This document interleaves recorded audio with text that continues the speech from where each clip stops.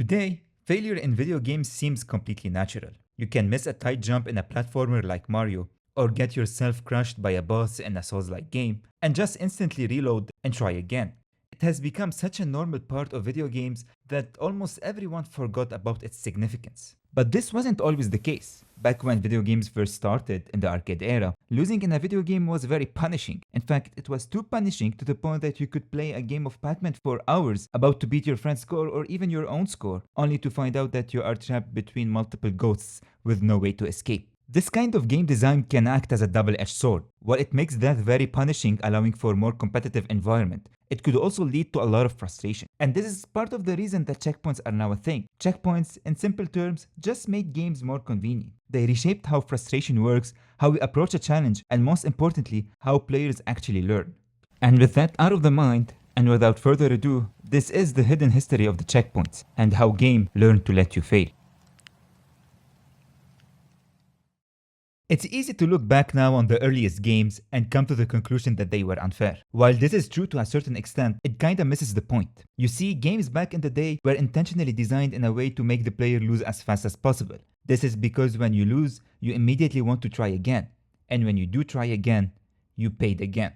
On the surface, arcade games can look very simple. Take Pac-Man for example. Move through a maze, avoid ghosts, survive, very basic stuff. Even the controls are very limited. You can only move in 4 different directions and that's basically it. But once you actually play these games, you start to realize how difficult they actually are. That was the genius of arcade design. Easy to understand, but extremely difficult to master. Attention shouters, the new Atari cartridge game is in. Excuse me. Uh-oh. Doors again. Atari's inner feedback. It comes with 27 games. When gaming moved into the living room, the arcade mindset did not vanish instantly. At first, consoles were seen as a way to play arcade ports without leaving the house. If you look at the best-selling games on the Atari 2600, 7 out of them were arcade ports. Eventually, developers realized that games played at home needed a different kind of philosophy. In the mid-80s, Nintendo released the NES, and with that, a complete different thinking when developing games. They launched games like Super Mario Bros. 1, 2, and 3, or even The Legend of Zelda, games that were built for the console itself rather than an arcade cabinet. The massive success of these games proved that players sitting at home are no longer looking for a short high-pressure challenge. They prefer a more laid-back experience with clear progression. NES games, while much more forgiving compared to the arcade games, were still very frustrating. Take Super Mario Bros. For example. Yes, it had lives, but lose all of them and the game resets you from the very beginning. To find the moment when the industry truly broke away from this design, we actually have to look back at a game that did the unthinkable on the aging Atari 2600. It removed the game over screen entirely. In 1984, Pitfall II, The Lost Caverns, introduced a system that felt revolutionary at the time. Instead of lives counter, the game used save altars, which literally translate to checkpoints. If you die, you just get transported back to the last altar you touched. No game over, zero loss of progress, and almost zero frustration. This sounds totally ordinary to us now, but at the time, it felt like a fresh mechanic. Of course, checkpoints did not stay the same forever. At first, they were strictly functional, but over time, that idea became much more sophisticated. Checkpoints transitioned to becoming more of a space, a safe zone where the player can pause, take a breather, and prepare for the next journey.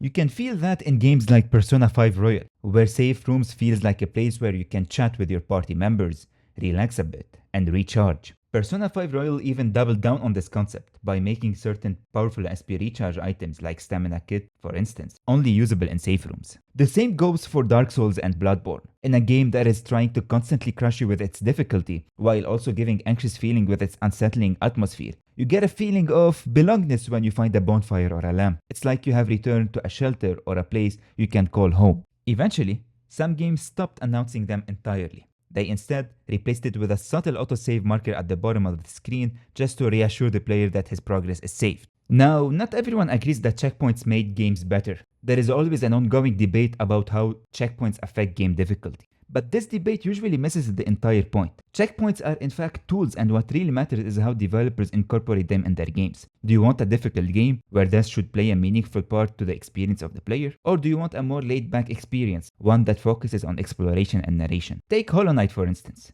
Benches aren't always right next to the danger, and dying might mean dropping your geo and fighting your way back. It can be incredibly frustrating to die right before reaching a new bench, but that tension is what gives the world weight and makes exploration exciting. And here, it just becomes a player preference. Some players really enjoy this particular game design, while others ditch Hollow Knight because of how punishing it is. Now compare that to The Legend of Zelda Breath of the Wild, which allows the player to save whenever he wants. The system here makes perfect sense because the game's focus is exploration and freedom. The game can be punishing at times with the ability of certain enemies like Lionel to one-shot you, but you respawn very close to where you died, with zero lost progress. In the end, neither approach is inherently better than the other. What really matters is that the checkpoint design aligns with the game's overall philosophy, and ultimately, that it matches what you, as a player, find most rewarding. And so that's it for this video. If you enjoyed it, a like really helps the channel out. If it wasn't for you, feel free to hit the dislike and let me know why in the comments. Don't forget to subscribe if you want to see more of these, and I'll see you in the next checkpoint.